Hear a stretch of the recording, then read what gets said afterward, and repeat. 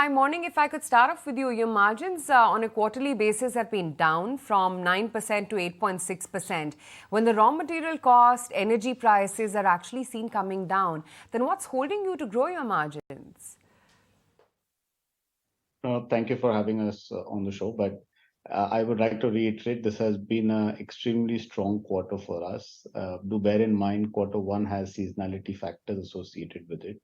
It's traditionally not been the strongest quarter, especially when you start seeing it from an international context where summer holidays are just around the corner, and hence you want to keep your inventories low at an OEM level. And hence production does waver off as the end of June comes in.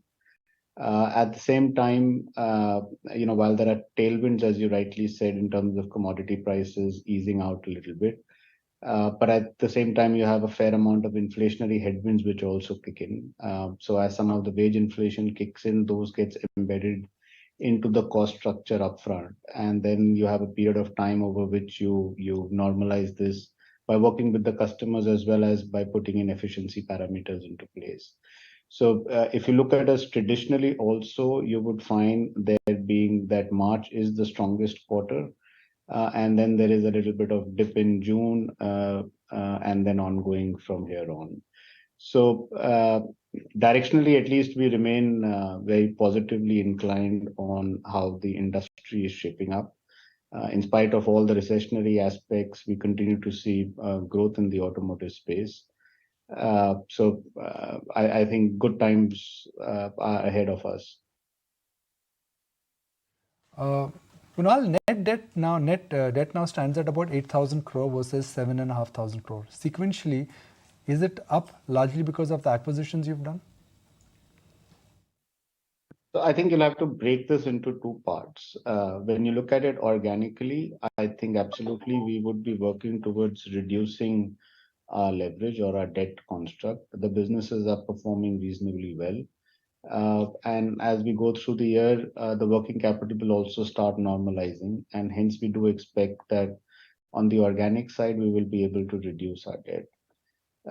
If you talk about inorganically, there's a whole host of inorganic acquisitions that we have announced, 12 of them actually. 7 of them which we closed over the last 4 months, 2 in quarter one, or either 3 in quarter one, and the rest in quarter two, they will start coming in. So on an absolute basis, the leverage will actually go up. As you know, SAS itself is a 540 million euro asset, and then there are a few more that have been done. So on a gross level, the leverage will go up. But I don't see the peak exceeding more than 2x, so we'll still be on the peak side less than 2x. And as we head closer to the year end, the leverage ratio should again trend downwards closer to the current levels, give or take. Kunal, in the next 12 months, if I may ask, how much debt exactly do you need to repay? No, so we do have a debt of close to 300 million euros plus around about 2,500 crores in addition. So that's a ballpark 4,500 crores, which will be there next year. But a lot of it is already tied in one way or the other. Closer to the dates, we will execute some of those transactions. Please bear, it's a business also which is much larger. We are clocking in 22,000-23,000 crores on the organic side, and the inorganic will add another $5.5 billion on the top line on a gross basis. Over 2 or 2.5 billion on the net basis. So there's a fair amount of growth that will come in there. So it's a much larger business also going ahead. And that's why you're seeing, in spite of all these acquisitions, we are hoping that by the year end, the leverage is still closer to the current level, so the absolute will go up. So, and please, also all the acquisitions that we've done is already backed by financing. So it's not that we are risking a refinancing coming due going ahead. Right. Pankaj, since April, you've announced 6 acquisitions, right? How are these expected to help your numbers in FY24? And what sort of incremental revenue and PAT are you also, envisaging? Well, as Kunal mentioned, that once these get completed on a gross level, he gave you the number 5.5, and to 2.5 on a level. So that's a kind of number. And all these acquisitions, as we announced, are also EPS accretive. So we do see a good growth coming in through these acquisitions. And more importantly, also they bring in a great amount of new know-how, new products, and 8,500 people join our family over a period of time. So this will also give us a very good product range, which we can then support our customers with in other territories where these companies are also not operating.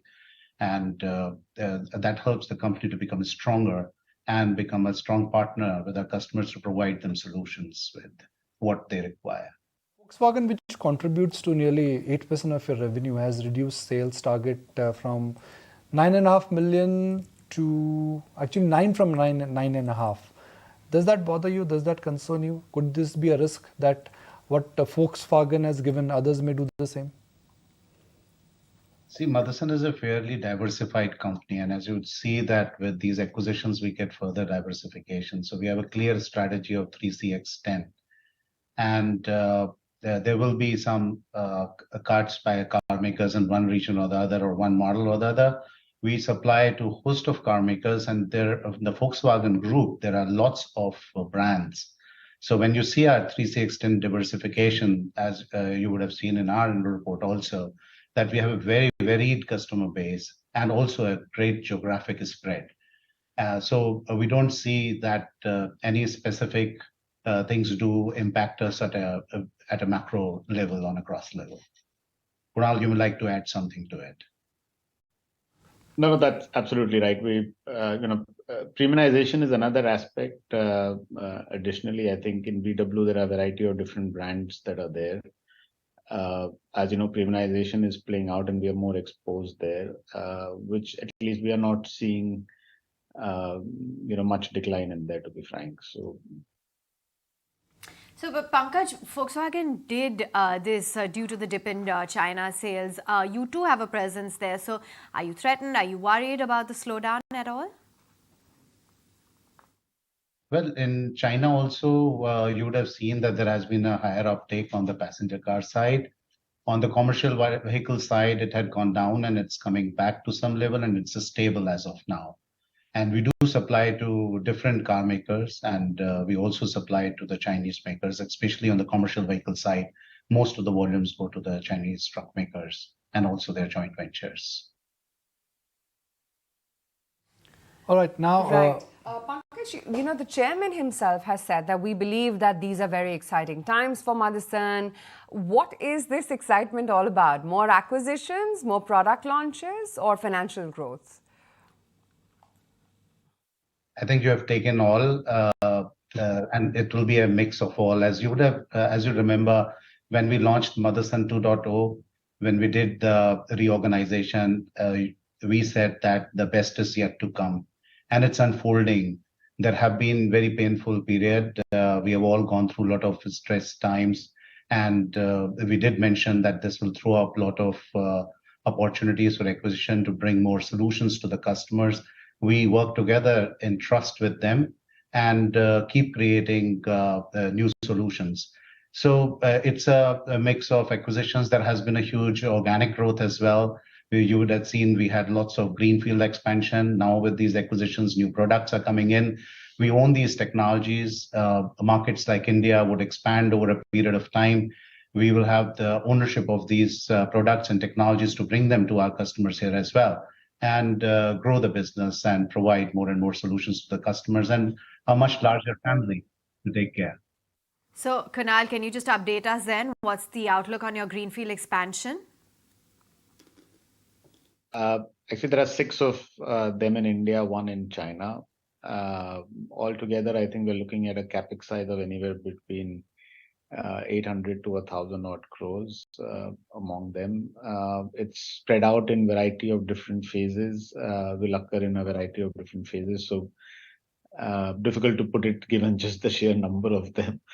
But I think most should be done, by end or early part, beginning of next financial year. That's where ballpark we think most of it should get done. And then next year should start seeing some of those revenues starts kicking in. Sure. Pankaj, Kunal, both of you, thank you so much for taking the time out and joining in today. Good to analyze the numbers and, of course, what lies ahead in future as well for the full fiscal.